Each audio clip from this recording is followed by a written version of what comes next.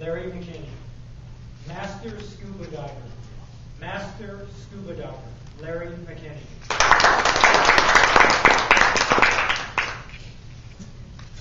How many people have been scuba diving?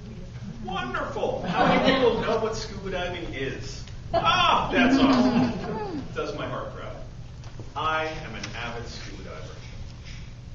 I love scuba diving so much that I wanted to master the art of scuba diving.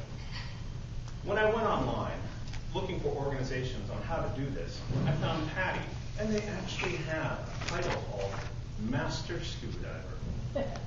So I decided to become a Master Scuba Diver. Mr. Coachmaster, fellow Coachmaster, contestants, and welcome guests. In order to become a Master Scuba Diver, you have to do 4 things. The first is you have to get your open water certification. The second is you have to get your advanced open water certification. The third is you have to get your rescue diver certification.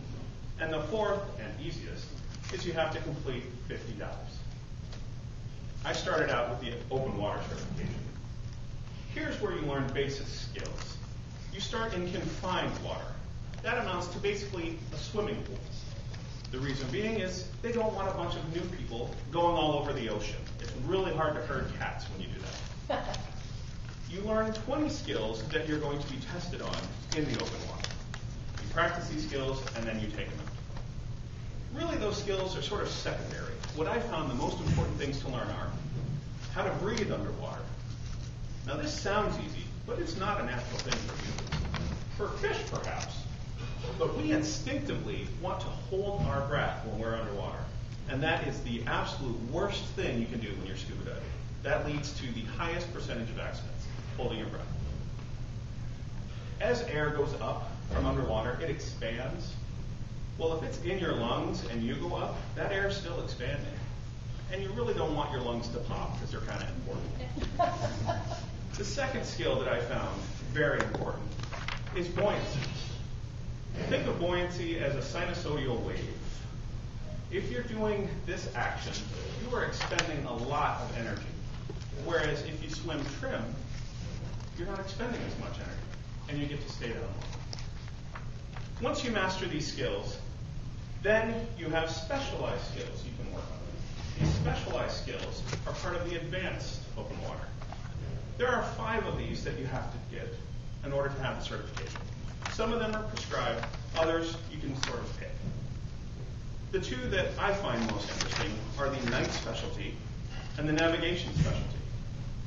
The navigation specialty is very important. When you're an open water diver, it's assumed that you're going out diving with someone who knows how to go somewhere and then how to get back. Once you're an advanced diver, it's on you. You have to know how to go somewhere and how to get back. Now, if you're just going out and back, that's okay. But let's say you actually want to swim around and see something. It's probably a good idea to know how to get directions back because the fish aren't going to help. You can use several methods. One of them is using your compass. But if that's too challenging, we also have other things we can do to get us back. We can use our arms to make right angles so we can turn, make squares. Or we can look at things under the water. If you go over to Alki, there's underwater obstacles you can use to gauge where you're at. For example, toilets, underwater piping, tires. Seriously, there are toilets down there. And these things can help gauge where you are in the water so you know where your exit point is. Night diving. Most people work a lot when it's daylight, and at night they have free time. If you can dive during your free time when it's dark, how cool would that be? But you have to learn a few special skills to do this. It's very hard to see people underwater when it's dark, so your communication methods are gone. You have to learn how to use a light, and you have to learn other signaling devices, for example, sound devices, and that requires some training. After all this training is done, you are now advanced, and you go on to the third step, the rescue diver training. The first part of this is to learn CPR. And now you don't do this in the water, you do this actually on land.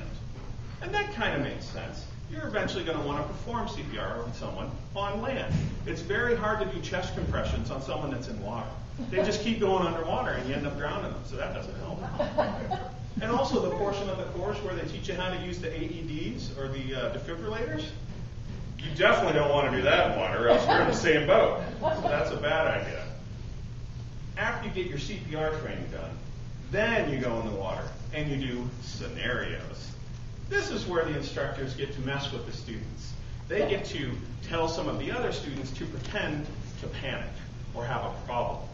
You either have a panic diver at the surface and you have to control them and bring them to shore, or you have an unresponsive diver at the bottom of the ocean and you have to bring them out.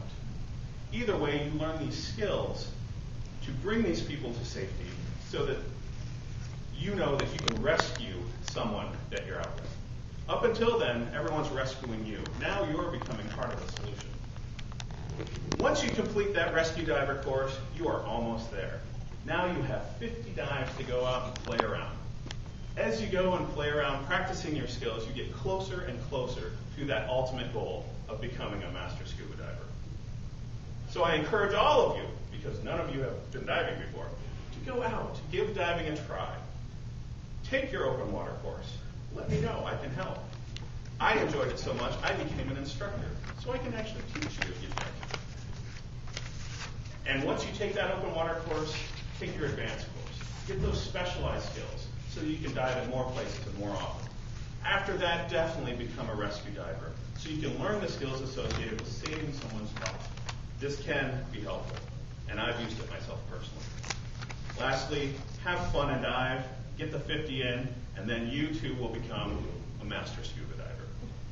Mr. Desmond.